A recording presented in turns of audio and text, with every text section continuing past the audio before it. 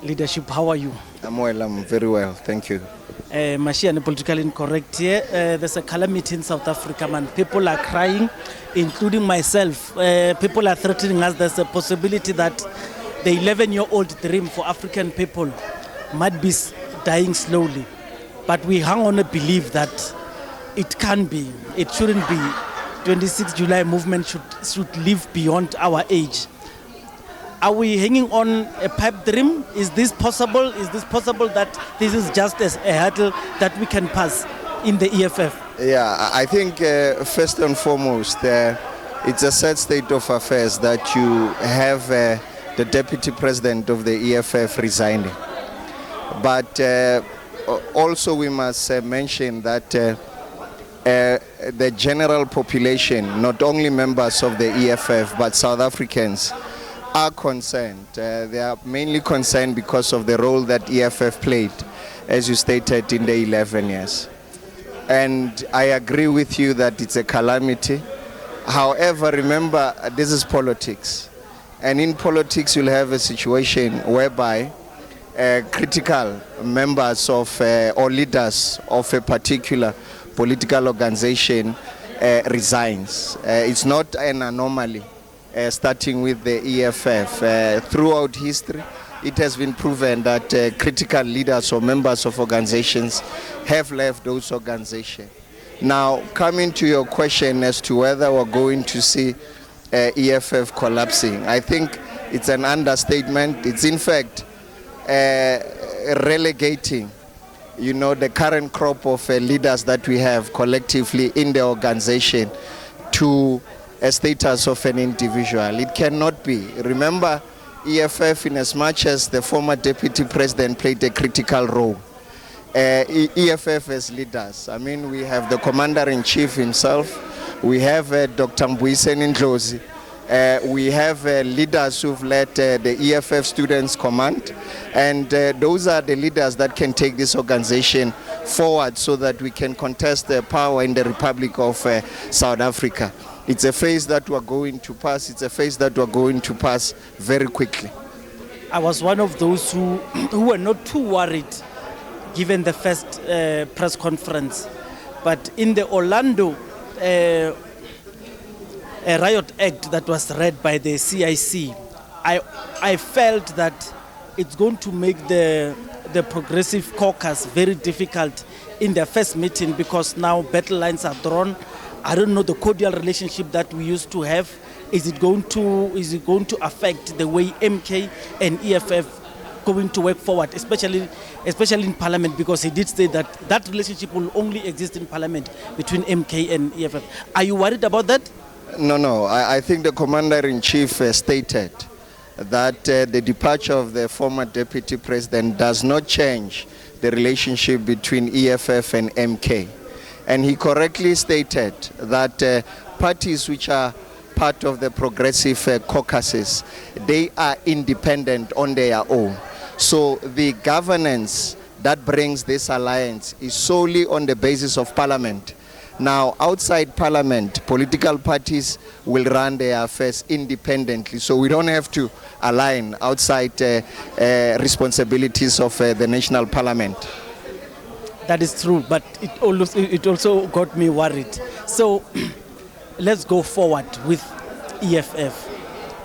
How are they going to achieve the 7 cardinal pillars when a lot of those have been muted and people are accusing the Red Berets of advancing certain issues that were not part of the 7 cardinal pillars? A case in point is the poorly articulated and incorrectly, of course, apportioned policy of open borders. That's not what the EFF says. But we are worried that the enemies of the EFF are always pinning it against them whenever they speak about this issue. How are you going to position yourself? Because you are hemorrhaging members now, you are losing members based on that incorrectly based policy? Yeah.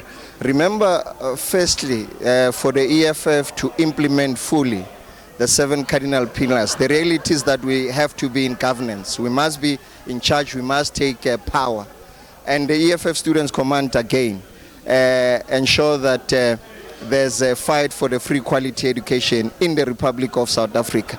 I'm saying if you have a student wing of an organization fighting that there must be a free decolonized education in the Republic, and you have government that is not aligning to that struggle, you'll have a problem. It means now what the EFF must do is to fight so that the EFF is in power. Once it's in power, it will be easier to implement some of these policies in government. Now, coming to the issue of the foreigners, I think EFF is misunderstood, and is misunderstood deliberately. Now, we're not saying an approach wherein there's no regulation. We're saying as an organization that when people are coming in the Republic of South Africa, in the event they are seeking asylum and all of that, those people, they must be welcomed here. However, what the Republic is saying that we as the EFF were just saying there should be influx of foreigners without accountability. That would be reckless if we say there should be an influx without accountability. And we're saying we can coexist, however, there should be proper regulation of people who are coming in this country. Thank you very much. So the Cadres Assembly, 107 wards of Tshwane, hit 100% when they were reading credentials. I was very impressed. And the CIC spoke of he's going to do the same thing. He's going just to wake up in the morning to say, let's assemble in KZN, let's assemble in Northwest. Do you think the ground forces are ready? Or Baba Jumenje or Zwagalang, let's meet. Yeah, you see, you can't define EFF with what is happening only in Gauteng. EFF is a national organization. It has a footprint nationally. That's why throughout the elections campaign, you saw a situation where the commander-in-chief addressed, it was pegged to capacity. So KZN has a capacity of outnumbering the numbers that came at Orlando. So let's not assess the success of Gauteng as a failure or something that can be a failure to other provinces. EFF is a national organization. It wouldn't have a crisis of ground forces attending the call of the commander-in-chief. Thank you very much. Sure, sure.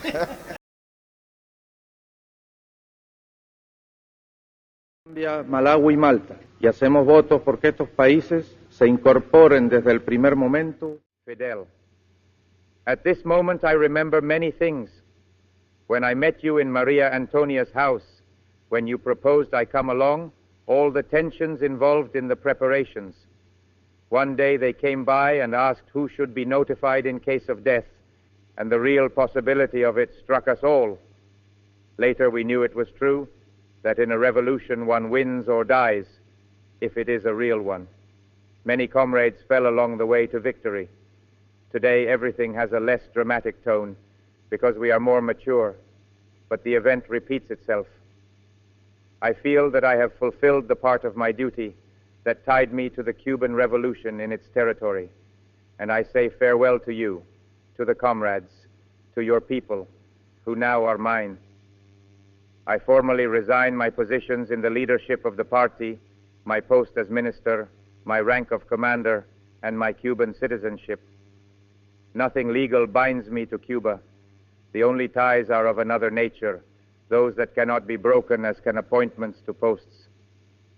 Reviewing my past life, I believe I have worked with sufficient integrity and dedication to consolidate the revolutionary triumph. My only serious failing was not having had more confidence in you from the first moments in the Sierra Maestra, and not having understood quickly enough your qualities as a leader and a revolutionary. I have lived magnificent days, and at your side I felt the pride of belonging to our people in the brilliant yet sad days of the Caribbean crisis. Seldom has a statesman been more brilliant than you were in those days. I am also proud of having followed you without hesitation, of having identified with your way of thinking, and of seeing and appraising dangers and principles.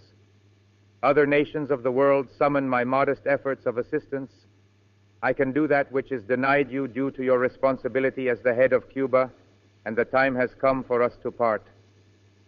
You should know that I do so with a mixture of joy and sorrow. I leave here the purest of my hopes as a builder, and the dearest of those I hold dear, and I leave a people who received me as a son. That wounds a part of my spirit. I carry to new battlefronts the faith that you taught me, the revolutionary spirit of my people, the feeling of fulfilling the most sacred of duties, to fight against imperialism wherever it may be. This is a source of strength and more than heals the deepest of wounds. I state once more that I free Cuba from all responsibility except that which stems from its example. If my final hour finds me under other skies, my last thought will be of these people and especially of you. I am grateful for your teaching and your example, to which I shall try to be faithful up to the final consequences of my acts. I have always been identified with the foreign policy of our revolution, and I continue to be.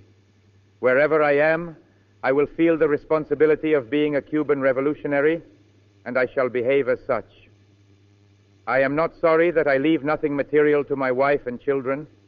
I am happy it is that way. I ask nothing for them, as the state will provide them with enough to live on and receive an education. I would have many things to say to you and to our people, but I feel they are unnecessary. Words cannot express what I would like them to, and there is no point in scribbling pages. To victory forever, patria o muerte, I embrace you with all my revolutionary fervor.